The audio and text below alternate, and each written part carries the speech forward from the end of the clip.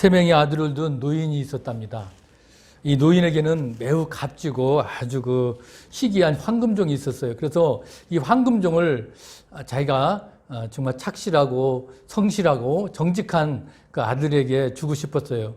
아들이 3명이 있었기 때문에 누구를 선택해서 줄지 모르겠던 거. 왜냐하면 그냥 자기가 좋아하는 아들한테 주면 또 형제 간에 불화가 있을까 봐. 그래서 이 아버지가 좀 생각을 한 겁니다. 그러던 중에 큰아들을 불렀습니다. 그래서 큰아들한테 이제 네 아이를 저 뒷동산에 있는 고목나무에 묻고 네 아이가 먹는 죽을 좀 돌라고 그럽니다. 그 얘기를 들은 큰아들은 깜짝 놀랍니다. 아니, 아버지가 노망이 들렀나? 아니, 그럴 수가 있나? 어떻게 내 아들을 죽이라고 하냐? 그래서 그냥 훌쩍 나가게 됩니다. 또 둘째 아들이 들어옵니다. 둘째 아들에게도 큰아들과 얘기했던 대로 똑같이 얘기를 하니까 이 또 둘째 아들도 아주 그냥 그 자리에서 일어나서 말도 안 된다고 그냥 자기 아들을 죽일 수 없다라고 그냥 나가버립니다. 또 셋째 아들이 이제 들어왔습니다. 똑같이 큰아들과 둘째 아들이 얘기했던 것처럼 똑같이 얘기를 하니까 셋째 아들은 자기 아내와 좀 생각을 해보겠다고 하고 바로 거절을 하지도 않고 승낙도 않고 그냥 집으로 돌아갔습니다. 셋째 아들은 집에 가서 그 아내와 이제 상의를 합니다. 밤새도록 상의를 한 끝에 결론을 내렸습니다. 그래도 아버지의 말을 우리가 순종해야 되지 않겠냐? 그래서 그 이튿날에 이제 그 자기 아들을 데리고 고목나무로 데려가서 땅을 파기 시작합니다. 땅을 파기 어느 시간 되는데 땅에서 쇳소리가 나는 거예요. 그래서 딱 보니까 황금종이 거기에 있는 거예요. 그때 아버지가 와서 자초지종을 얘기합니다. 내가 이 황금종을 누구에게 줄까 생각했는데 내 말에 순종한 내가 너에게 주겠다. 그래서 결국 이 셋째 아들이 그 황금종을 취하게 됐다는 것입니다. 어떻게 보면 꿈에낸 이야기지만 노망이 난 것 같은 그런 아버지의 말이라도 순종을 하니까 결국 그런 귀한 큰 복이 찾아왔다는 것입니다. 우리 성경에서 하나님은 뭐라고 그럽니까? 여러분 하나님의 말씀을 순종합니까? 하나님 말씀을 순종한다는 건 뭐예요? 우리가 하나님 말씀을 듣고 읽고 보면 어때요? 그대로 살아야 되잖아요. 그러면 하나님께도 뭐예요? 절대로 우리를 포기하지 않으신다는 거예요. 그걸 우리가 다 알고 있습니다. 이미 마태복음에서 예수님께서도 뭐라고 그랬어요? 7장 9절에 이하에 보면 너희 중에 누가 아들이 떡을 달라는데 돌을 주겠느냐? 또 생선을 달라는데 뱀을 줄 사람이 있겠느냐? 너희가 악한 자라도 좋은 것으로 자식에게 줄 줄 알거든 하물며 하늘에 계신 너희 아버지께서 구하는 자에게 좋은 것으로 주시지 않겠느냐. 결국 하나님 아버지는 우리 구하는 것을 좋은 것으로 주시는 겁니다. 절대로 우리가 바라는 거 해롭게 하지 아니하신다는 것을 여러분 아실 겁니다. 그만큼 하나님은 지금도 우리를 준비하고 계시다는 겁니다. 그 좋은 것을 받기 위해서 필요한 것이 있습니다. 결국 그것은 무엇입니까? 내가 가지고 있는 거 그걸 포기해야 된다는 거예요. 내가 마지막까지 가지고 있는 것을 포기하지 않으면 결국 하나님께서 주시지 않는다는 겁니다. 오늘 그렇기 때문에 우리가 이 말씀을 통해서 오늘도 하나님 분명히 우리에게 복을 주시는 길을 알려주시고 있습니다. 그것을 우리가 온전히 깨닫지 못한다면 우리는 복을 받을 자격도 없을 줄 믿습니다. 오늘 그래서 본문의 말씀을 통해서 엘리야가 복을 받은 거, 사르밧 가후가 어떻게 복을 받았는지 우리 같이 은혜를 나누기를 원합니다. 오늘 보니까 엘리야의 신앙에 대해서 우리가 오늘 이 본문에 누가 등장해요? 바로 엘리야라는 사람이 등장합니다.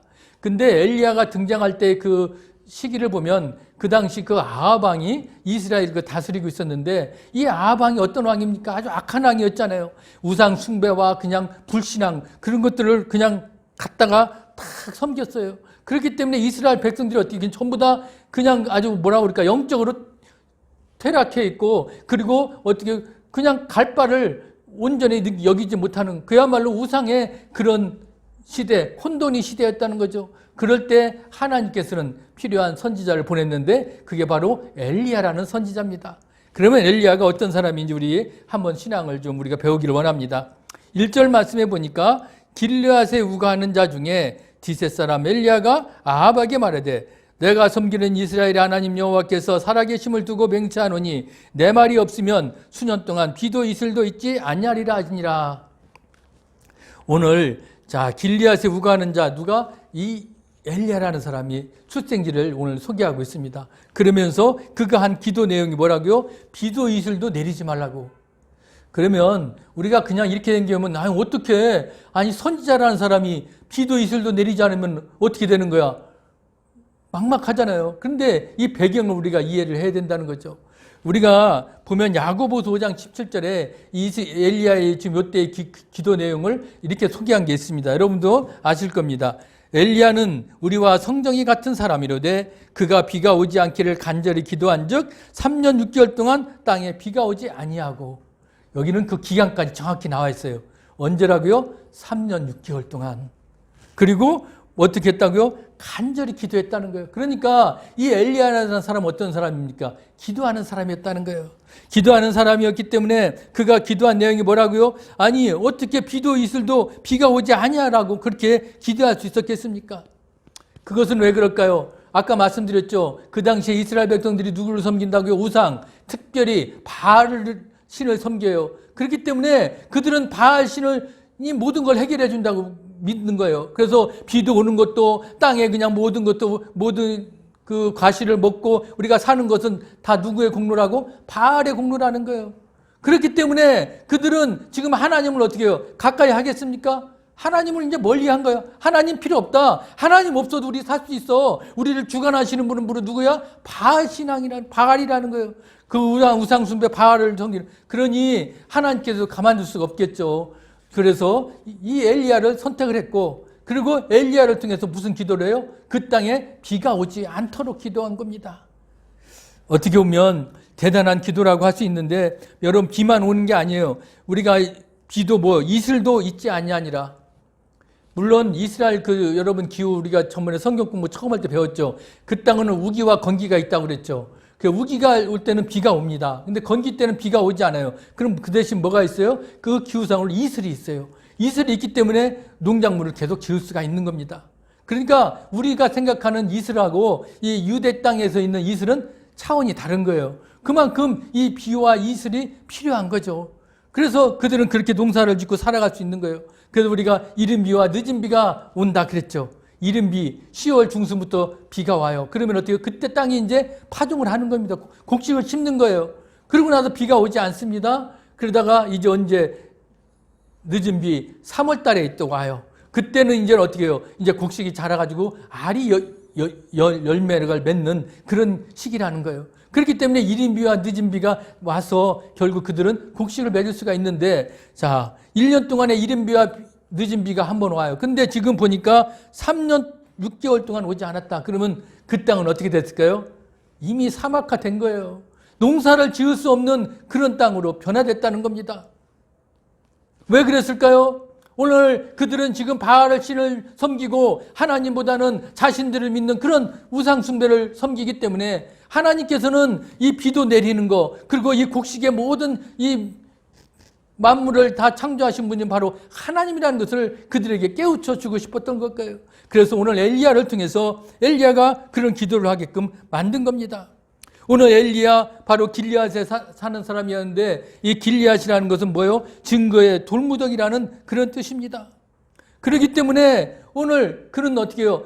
증거가 필요했다는 것입니다.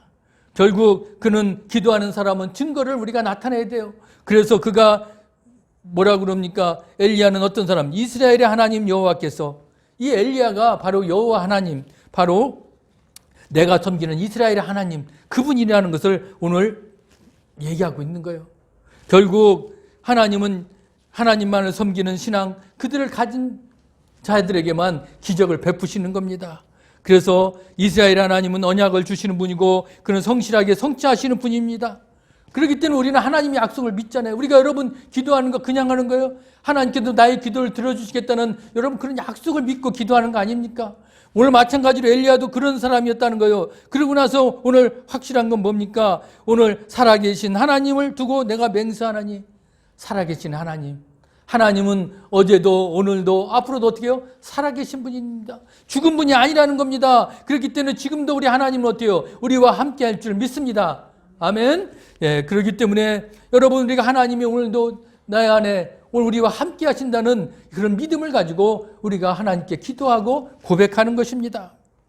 히브리서 11장 6절에도 뭐라고 그랬습니까? 믿음이 없이는 하나님을 기쁘시게 하지 못하나니 하나님께서 나아가는 자는 반드시 그가 계신 것과 또한 그가 자기를 찾는 자들에게 상 주시는 이심을 믿어야 할지니라, 그렇게 말씀하고 있습니다. 여러분, 우리는 그렇기 때문에 우리가 믿음만 가지고 있고 우리가 하나님 앞에 우리가 온전히 서 있으면 하나님은 어느 때든지 어떻게 해요? 어떤 조건, 내가 어떤 처지에 있을지라도 어떻게 해요? 하나님이 책임져 주신다는 거예요. 그러니까 우리는 두려워할 필요가 없습니다. 담대하게 하나님 앞에 나아가야 될 것입니다. 그러면 하나님께서 우리를 저버리십니까? 저버리지 않아요. 자, 이제 이후에 오늘 엘리야에게 어떤 일이 일어났는지 이제 보면 여러분 아실 거예요. 자, 비가 오지 말라고 기도한 그런 사람을 좋아할까요? 물론 사람들뿐만 아니라 가장 싫어하는 사람이 누굴까요? 이 아방입니다. 뭐야? 비가 오지 말라고 기도한 사람이 있어서 그래서 지금 이 땅에 지금 비가 오지 않고 그렇게 가물었던 거야? 야, 그놈을 당장 잡아와. 오히려 지금으로 말하면 현상금을 걸었던 거예요. 그래가지고 그 사람을 잡아오라고 내린 거죠. 졸지에 엘리야가 어떻게 된 거예요? 이제는 도망갈 신세가 된 거죠. 어떻게 할까요? 아마 엘리야는 두 가지 선택할 수가 있어요. 첫 번째는 뭐겠습니까?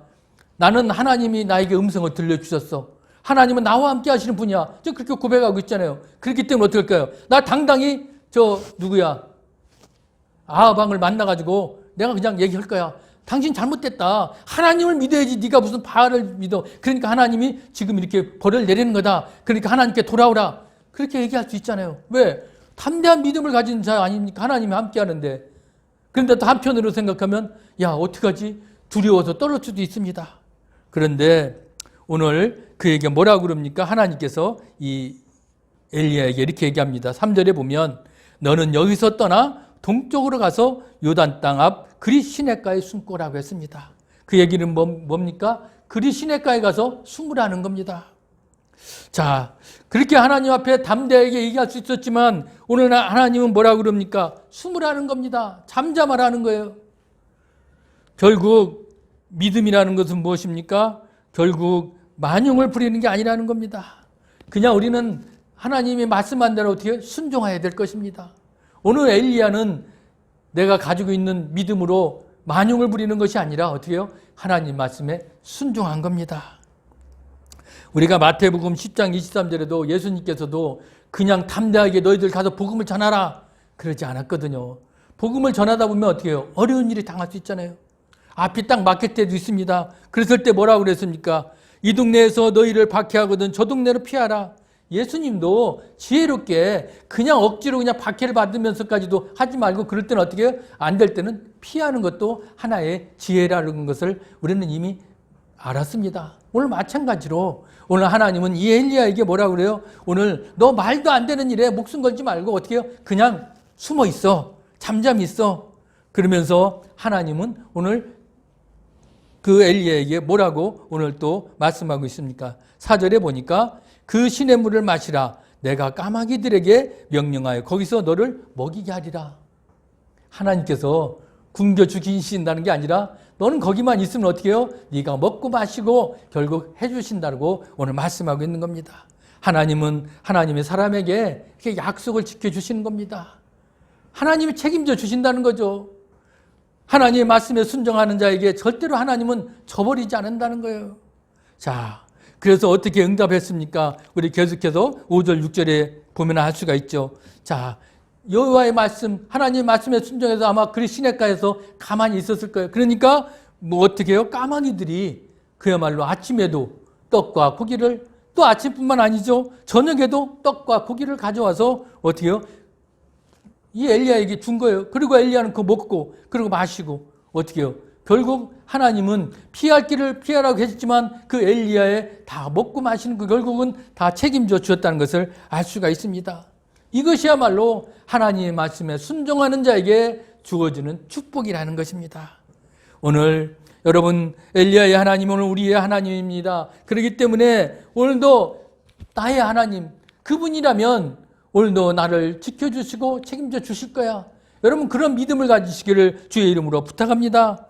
그런데 오늘 보니까 누구를 또 사용했어요? 까마귀들을 사용했잖아요. 참 하나님은 어떻게 보면 지혜로운 분 아닙니까? 지금 보세요.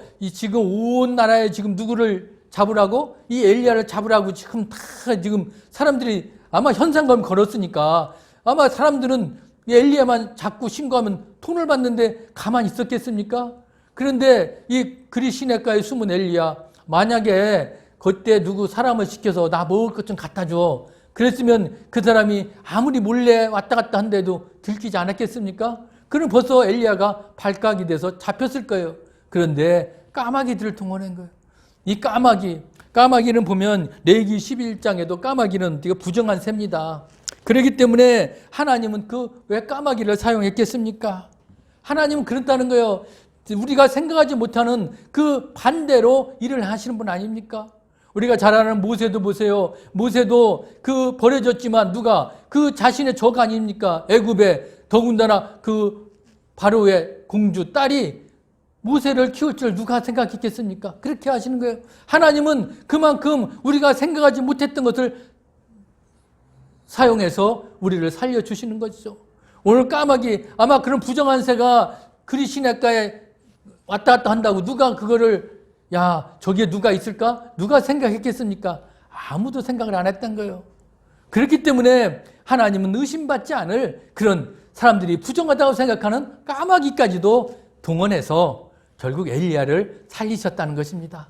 하나님은 그런 분이시라는 겁니다. 오늘 우리가 미워하는 적이라도 하나님은 어떻게 해요? 사용하시는 거예요. 그렇기 때문에 늘 우리가 어떤 문제가 있고 있더라도 두려워할 필요가 없을 것입니다. 그 결과 결국 어떻게 해요? 그 엘리야는 거기서 까마귀들이 갖다 주는 떡과 고기를 먹고 물을 마시며 살았습니다. 결국 하나님은 우리가 있는 자리에서 어떤 모습으로 어떤 상황에서라도 우리를 지켜줄 줄 믿습니다. 여러분, 그런 하나님을 오늘도 우리가 하나님 말씀 안에서 우리가 순종할 때 우리를 지켜주신다는 걸 믿고 우리도 하나님 앞에 더 가까이 나가시기를 주의 이름으로 부탁합니다. 이제 하나님은 사람이 이해할 수 없는 사건을 통해서 계속 은혜를 경험하게 하신 것을 우리가 한번 배우기를 원합니다. 그리 시냇가라는 것이 시냇물이 항상 있는 건 아니잖아요. 3년 6개월 동안 비가 안 왔으니까 결국 어떻게 해요? 시냇물도 말랐을 것입니다. 그럴 때 이제 하나님은 이 엘리야에게 또 이렇게 얘기를 합니다. 뭐라고요? 여호와의 말씀이 엘리야에게 임하여 이르시되 너는 일어나 시돈에 속한 사르밧으로 가서 거기 머물라. 내가 그곳 과부에게 명령하여 내게 음식을 주게 하였느니라. 자, 오늘 엘리야에게 가라고 온 데가 어디입니까? 시돈에 있는 땅입니다. 시돈이라는 것은 그전에도 말씀을 드렸지만 지금은 레바논 땅입니다. 제가 시돈에도 가봤지만 그 당시 그 시돈은 아주 항구예요. 유명한 항구, 아주 무역항입니다. 그런데도 거기에 번성한 도시지만 또 한편으로는 뭐예요? 그 우상이 또 버글버글하는 그런 도시예요.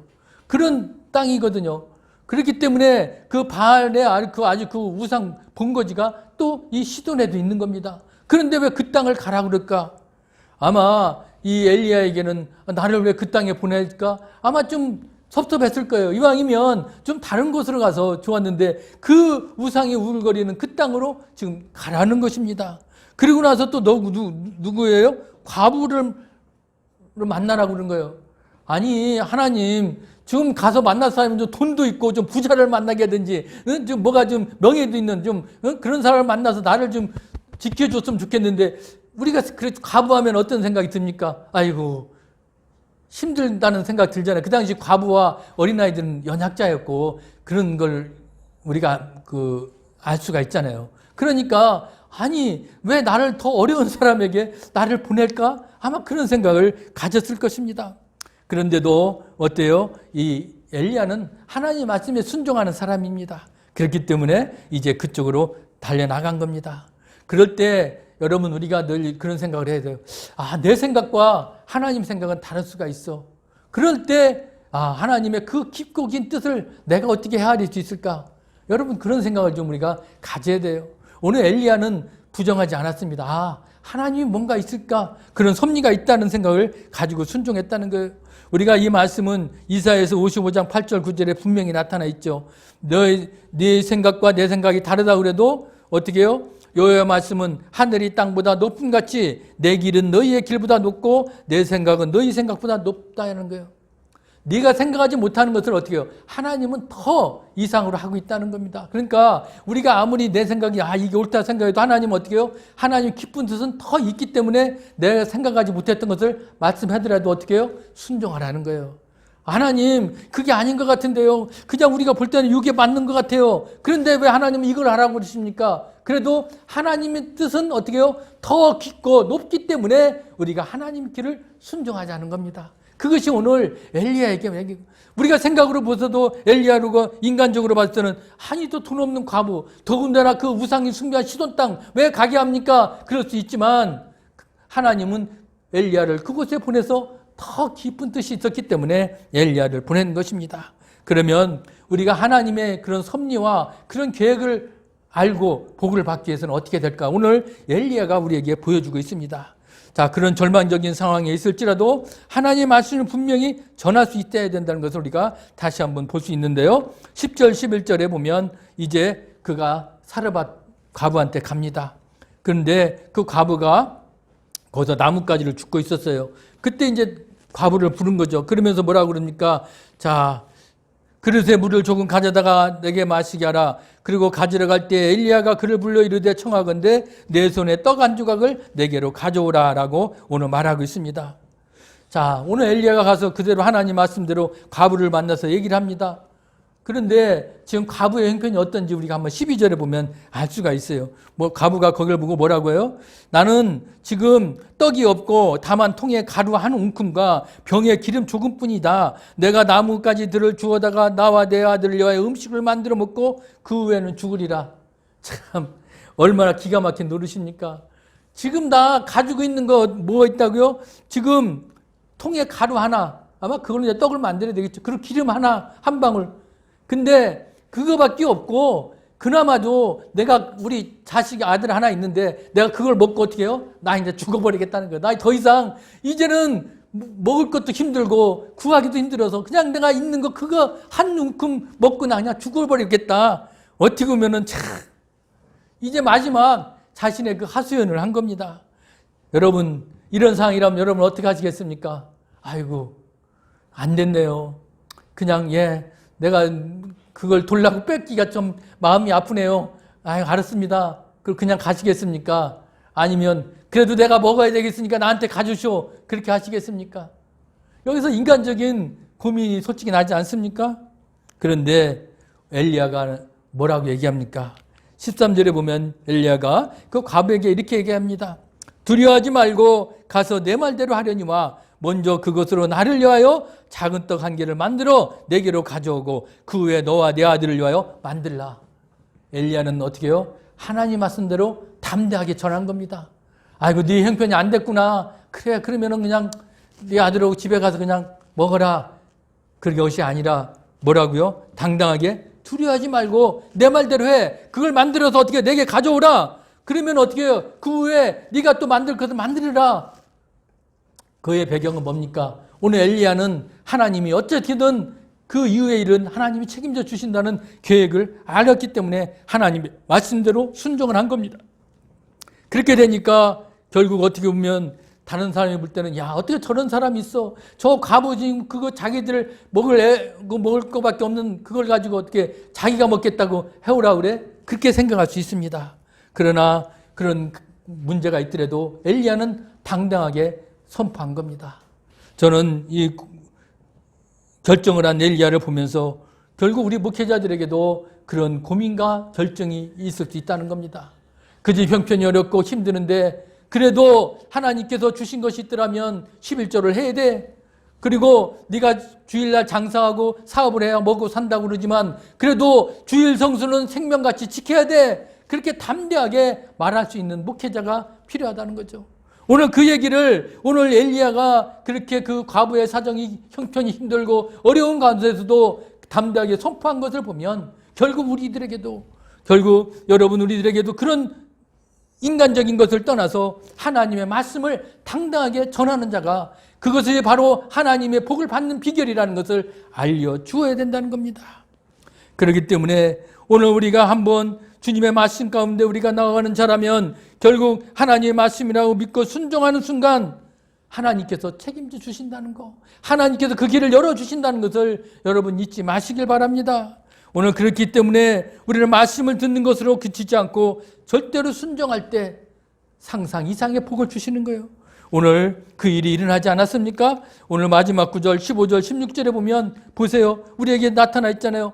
그때 이스라엘 하나님 여호와의 말씀이 나 여호와가 비를 지면에 내리는 날까지 15절 16절 그가 가서 엘리야의 말대로 하였더니 그와 엘리야와 그의 식구가 여러 날 먹었으나 여호와께서 엘리야를 통하여 하신 말씀같이 통에 가루가 떨어지지 아니하고 병에 기름이 없어지지 아니하니라. 이상하죠? 그 남은 것 한 움큼 기름 한 방울 가지고 떡을 만들어서 엘리야한테 갖다 줬는데 그러고 나서 자기들이 가서 통을 열어보니까 어떻게 그대로 또 있는 거예요. 그렇기 때문에 결국 이 사르밧 과부는 어떻게 됐습니까? 놀라운 축복을 받은 거죠. 어떻게 보면은 이 복을 받는 원리가 이렇게 간단하다는 겁니다. 하나님의 말씀을 믿고 그대로 하기만 하니까 어떻게 해요? 되는 거예요. 그런데도 그 간단한 일 같지만 또 쉬운 일이 아니라는 겁니다. 우리가 믿음을 손에 붙잡고 우리가 나아가는 거, 결국 우리가 그것이 가장 귀하다는 것입니다. 오늘 그렇기 때문에 우리가 늘 내 안에 가지고 있는 내 고집, 내 이성, 내 실천 그런 것을 우리가 버려야 되는 겁니다. 내가 버릴 때 결국 어떻게 해요? 하나님께서 우리를 책임져 주시고 인도해 주신다는 것입니다. 오늘 사르밧 과부가 손에 쥐고 있었던 가루 조금 기름 몇 방울 그게 아까워서 그것을 만약에 엘리야에게 만들어주지 않았더라면 놀라운 축복이 있었겠습니까? 없었다는 겁니다. 그런데 그것을 다 포기하고 그대로 순종하니까 그 통에 가루가 없어지지 않았습니다. 기름병에 기름이 없어지지 않았다는 겁니다. 아니 하나도 없는 바닥이었는데 계속 채워지는 것입니다.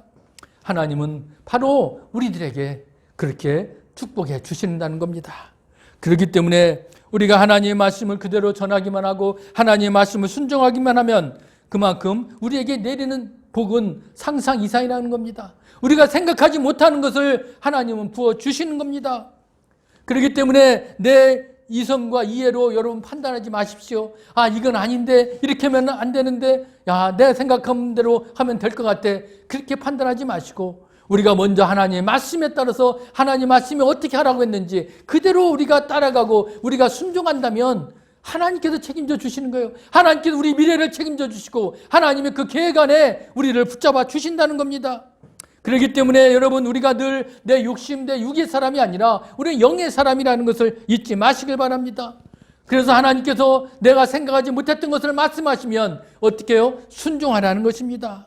내 현실과 맞지 않더라도 우리가 그게 따라야 된다는 것입니다. 바로 우리는 인간의 생각으로 판단할 것이 아니라 믿음의 판단으로 생각하는 그런 사람이 되어야 된다는 것입니다. 사랑하는 성도 여러분, 이제 그러기 때문에 오늘 이제는 우리의 손이 바로 하나님의 손을 바라보고 하나님이 나에게 무엇을 주신가를 여러분 여긴다면 오늘 내가 가지고 있었던 이성과 이해는 다 내버리고 오직 주님의 말씀과 주님의 뜻에 따라서 우리가 하루하루 살아갈 때 하나님께서 우리를 책임져 주시고 하나님의 섭리 가운데 우리를 인도할 줄 믿습니다. 여러분 그렇게 다 살아가시기를 주의 이름으로 간절히 축원합니다. 아멘.